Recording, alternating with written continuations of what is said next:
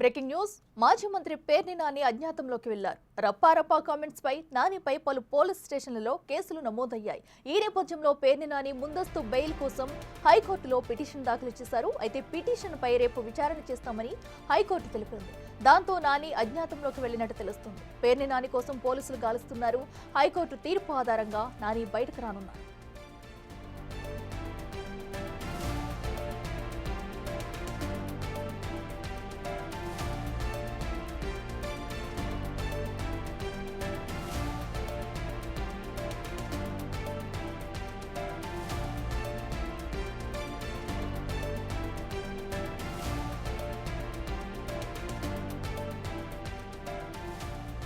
ఇదే అంశానికి సంబంధించి మరింత సమాచారం మా ప్రతినిధి శివ లైవ్ లో అందిస్తారు. శివ, చెప్పండి. ప్రస్తుతం అయితే పేర్ని నాని అజ్ఞాతంలోకి వెళ్ళినట్టు తెలుస్తుంది. సో అసలు ఆయన ఎక్కడున్న సమాచారం అనేది పోలీసులకైనా తెలిసిందా? సో అలాగే రేపు విచారణ జరిగిన తర్వాత ఏ పరిణామాలు చోటు చేసుకునే అవకాశం ఉందనుకోవచ్చు?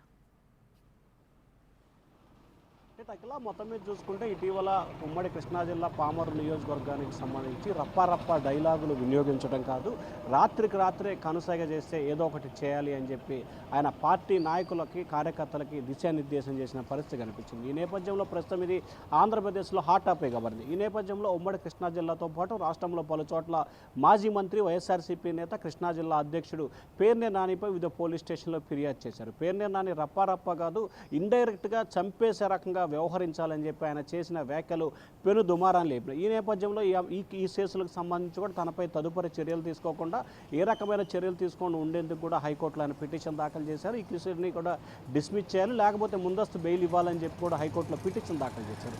అయితే పిటిషన్కి సంబంధించి విచారించిన ధర్మాసనం 22వ తేదీకి వాయిదా వేసిన పరిస్థితి కనిపిస్తుంది. అంటే రేపు 22వ తేదీ కేసు వాయిదా వేశారు. అయితే గత 2 రోజుల కాలంగా మాజీ మంత్రి పేర్ని నాని అజ్ఞాతంలోకి వెళ్ళినట్టు తెలుస్తోంది.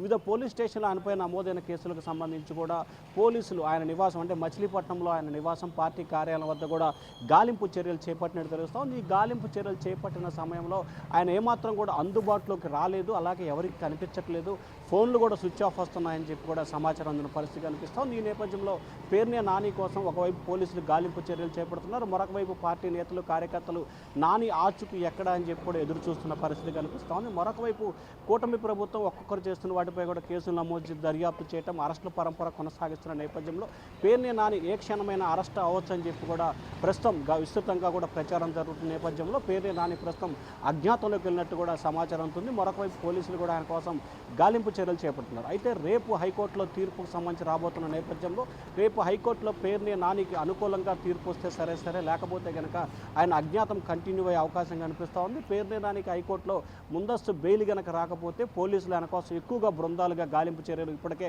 1-2 బృందాలు గాలింపు చర్యలు చేపడుతున్నారు. రేపు హైకోర్టులో కనుక ఆయన బెయిల్ పిటిషన్ డిస్మిస్ అయితే కనుక దాదాపుగా 4-6 బృందాలుగా ఏర్పడి పేర్ని నాని కోసం గాలింపు చర్యలు చేపట్టాలని చెప్పి కూడా పోలీసులు నిర్ణయం తీసుకున్నట్టు తెలుస్తా ఉంది. అఖిల, అయితే శివ, ఒకవేళ ముందస్తు బెయిల్ పిటిషన్ ఒకవేళ రాకపోతే కనుక అటు నానిని అయితే అరెస్ట్ చేసే అవకాశం ఉందనుకోవచ్చా?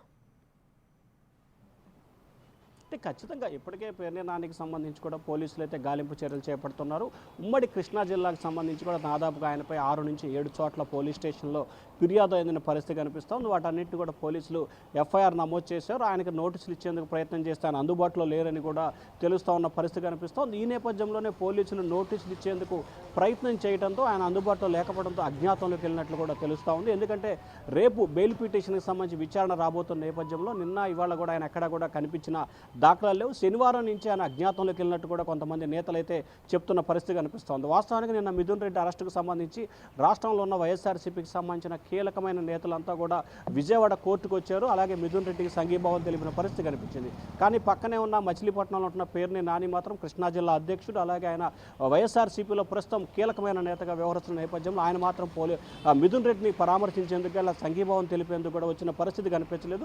సో ఈ నేపథ్యంలోనే పేర్ని నాని అజ్ఞాతంలో ఉన్నట్లు కూడా పోలీసులు అలాగే స్థానిక నేతలతో ఒక నిర్ణయానికి వచ్చినట్టు తెలుస్తోంది. ఆయన కోసం గాలింపు చర్యలు కొనసాగుతున్నాయి. ఖచ్చితంగా రేపు హైకోర్టులో బెయిల్ పిటిషన్ డిస్మిస్ అయితే కనుక ఖచ్చితంగా ఆయన రేపు ఎల్లుండిలో అరెస్ట్ చేసేందుకు పోలీసులు దాదాపుగా విస్తృత ప్రయత్నాలు అయితే చేస్తూ ఉన్నారు. Akhila, right Shiva, thank you. So ఏదైతే ప్రస్తుతం పేర్ని నాని అయితే ఎక్కడ చాడలేకపోవడంతో పోలీసులు విస్తృతంగా గాలింపు చర్యలు చేపట్టారో, అయితే రేపు ఆయనకి సంబంధించి కూడా ముందస్తు బెయిల్ పిటిషన్ విచారణకు రానుంది. మరి అనంతరం ఎలాంటి పరిణామాలు చోటు చేసుకుంటాయనేది కూడా